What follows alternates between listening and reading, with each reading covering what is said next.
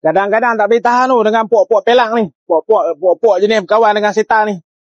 Dugaan bagi peniaga kecil. Datuk rasa peniaga-peniaga kedai makan memang selalu lah kena benda ni. Haram jadah semua. Benda ni kerap kena. Tapi hari ni Datuk tengok bayoi banyak sangat. Tu nampak. Tu duit silin. Celaka boleh puak-puak setan ni. Apa yang mereka dengki Datuk pun tak tahu. Babi betul. Ada lagi tu. Hari-hari lah boleh kata. Hari-hari ada. Hari-hari ada Mat. Punya celakanya. Atuk pun tak tahu lah kerja siapa ni. Yang ni bukan kerja orang ni. Kerja setan ni. Setan lah. Tu. Apa kalau macam ni hampa jangan pegang tau. Hampa jangan pegang. Hampa jangan guna tangan. Hampa guna benda tak apa. Hampa selawat baca ayat kursi apa lebih kurang. Hampa ambil hampa lempak bang. Dulu. Dah jadi macam ni lah kan. Datuk cerita pergi kat hampa. Dekat sini. Dekat mana yang? Sini. Dekat sini. Ada orang tanam kain kuning, jarum, paku. Atuk tak bohong ni. Bini Atuk ada ni. Dulu ni.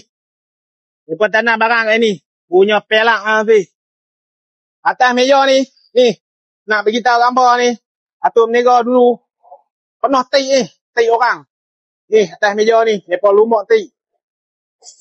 Betul. Atuk duduk diam. Benda ni dia kuih kerak jadi. Haram jadah betul. Siapa menega kecil. Bertabahlah. Bawa pergi berubat ke. Macam mana kan. Pandai-pandai cak tengok. Ini puak-puak sial ni memang sial. Duk. Nak maki lagi. Tu dia. Noh. Orang Melayu, orang Islam jaga-jagalah. Hampa ni tak tahu ada akidah ke, tak ada akidah aku pun tak tahu. Penuh duit silin, sihir. Daripada ubat sihir bang. Sihir betul ya. Allahu Akbar. Okey, Assalamualaikum. Selamat pagi, salam sejahtera. Berkenaan isu video semalam, duit silin sihir tu dengan soalan ni, bukan soalan. Ramai orang kata macam ni. Ramai sangat orang kata duit Atuk kot jatuh, duit customer kot jatuh. Wallahualam. Tapi rasa bukan bang. Atuk berniaga dah bertahun dah.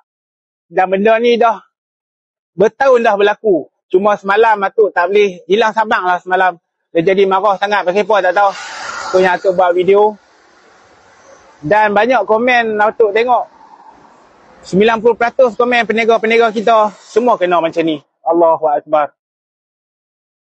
Benda ni dia kerak bang. Atuk